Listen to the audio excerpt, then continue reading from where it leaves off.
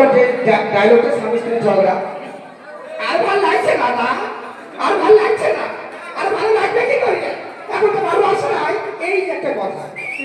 তো ভিডিওটা বাইরে কিন্তু আমি এই ভাতা কিংবা আরো যে একটা কথা বলেছিলাম আমাদের গ্রাম্য ভাষাটা বলেছিলাম, আমি কিন্তু পোস্ট করেছিলাম নিজের ভিডিওতে ভিডিয়েছিল।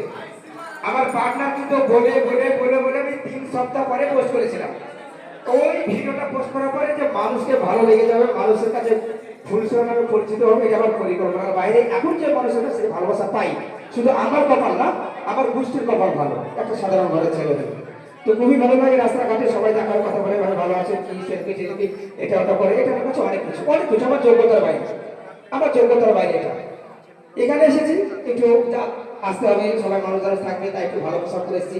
আমি একটা সাধারণ ঘরের ছেলে, আপনাদেরকে বলবো যে যতটা সাপোর্ট আমি পেয়েছি, আমি যদি আপনার কাছে দ্বিতীয়বার করে বলি যে আরো আমাকে সাপোর্ট করবে, এটা আমার ভুল হবে। কেননা যতটা সাপোর্ট পেয়েছি, ভালোবাসা পেয়েছি, এটা আমার যোগ্যতার বাইরে, আমি অনেক, আমার পাওয়ার বেশি।